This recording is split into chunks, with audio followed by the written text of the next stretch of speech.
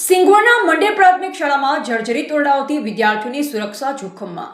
2 જર્જરિત ઓરડાઓને તાળા મારી દેવાયા, 6 નવા ઓરડાની તાત્કાલિક માંગ. દાહોદ જિલ્લાના સિંગવડ તાલુકાના મંડે પ્રાથમિક શાળામાં જર્જરિત ઓરડાના કારણે વિદ્યાર્થીઓ અને શિક્ષકોની સુરક્ષા સામે ચિંતા ઊભી થઈ રહી છે. શાળાના 2 ઓરડા અત્યંત જર્જરિત હાલતમાં હોવાથી સાવચેતીના ભાગરૂપે શાળા તંત્ર દ્વારા બંને ઓરડાને તાળા મારી દેવામાં આવ્યા છે. જર્જરિત ઓરડાઓની છતમાં તિરાડો પડી ગઈ છે અને ચોમાસા દરમિયાન છતમાંથી પાણી ટપકતું હોવાનું જાણવા મળેલ છે.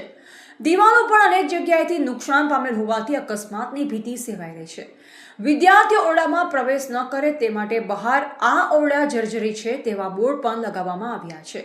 મંડેર પ્રાથમિક શાળામાં ધોરણ 1 થી 8 સુધીનું શિક્ષણ આપવામાં આવે છે. શાળામાં વિદ્યાર્થીઓની સંખ્યા સારી હોવા છતાં ઓરડાની અછત ગંભીર સમસ્યા બની છે.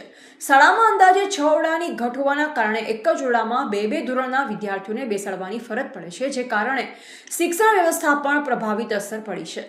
જર્જરિત ઓરડા અને ઓરડાની અછતને લઈ વાલીઓ તથા ગ્રામજનોમાં ચિંતા જોવા મળી રહી છે.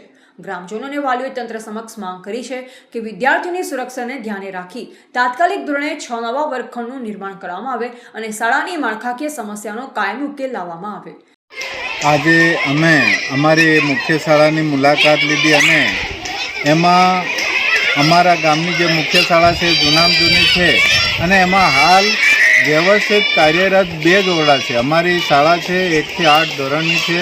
અમે વારંવાર હું 2022થી આજ સુધી સરકારને રજૂઆત કરી છે, ડીપીઓ સાહેબને રજૂઆત કરી છે અને ડીડીઓ સાહેબને પણ રજૂઆત કરી છે, પણ અમારી વાત કોઈ ધ્યાને લેતા નથી. અને 2 જ ઓરડા અહીંયા સક્ષમ હોય, બધા બાળકો બહાર બેસે છે. ઘણી ખરાબ હાલત આ પ્રાથમિક શાળાની થઈ રહી છે. તો સરકારને વિનંતી કરીએ કે આ જે શાળા છે એને તાત્કાલિક 6 ઓરડાની અમારી માંગ છે એ પૂર્ણ કરે અને સાથે સાથે બીજી પણ આજુબાજુ જે કોર્ટ છે એ કોર્ટની પણ સુવિધા કરી આપે એવી અમારી સરકારને વિનંતી છે. રિપોર્ટર પ્રદીપની વડવાઈ, સિંગવડ, દાહોદ.